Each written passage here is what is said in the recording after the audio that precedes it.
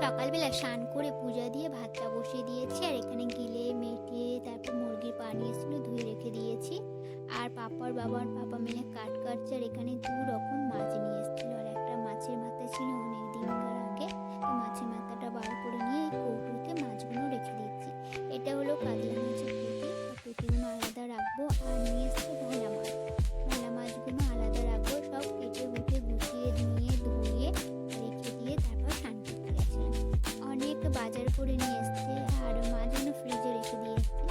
বাজারগুলো আমি এখন সব গুছিয়ে নিচ্ছি। ফুলকপি আর ওলকপিটা আগে নিয়ে এসছে, আর আজকে নিয়ে এসছে তোমার টমেটো নিয়ে এসছে, কাঁচা লঙ্কা, তারপর পেঁয়াজ, আদা, রসুন, শিম নিয়ে এসছে। আর কিছুই নিয়ে আসেনি। আর 2 রকম যেহেতু সবজি ছিল, তাই জন্য বললাম ওগুলো নিয়ে আসতে হবে না। তো আমি আর কিছু বলিনি সবজি আনার কথা। তো ওইগুলো ধনে পাতাটাও নিয়ে এসছে সাথে।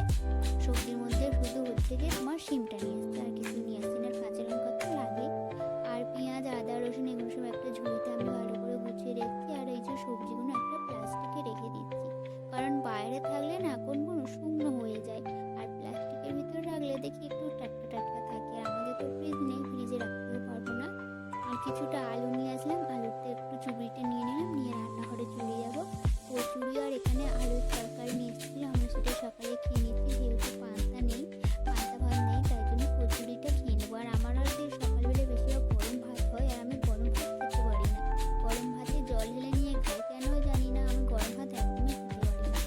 পাপা আর আমি খেয়ে নিচ্ছি। পাপার বাবাকে ডাকছি, সে কখন দিয়ে খাবে হয়তো, সে তো আসছেই না। লাস্টে আমরা দুজনে খেতে বসেছি। আর একটু রোদ রোদ উঠেছে, বেশ ভালোই লাগছিল রোদ দূরে বসে খেতে। তারপর সোজা চলে এসেছি রান্নাঘরে। আমি এখন আলুটা কেটে নিচ্ছি, আর এদিকে ভাতটা ফুটেও গেছে। শীতের সময় উলান ধারে বসে রান্না করতে বেশ ভালোই লাগে, আমার তো ভীষণ ভালো লাগে।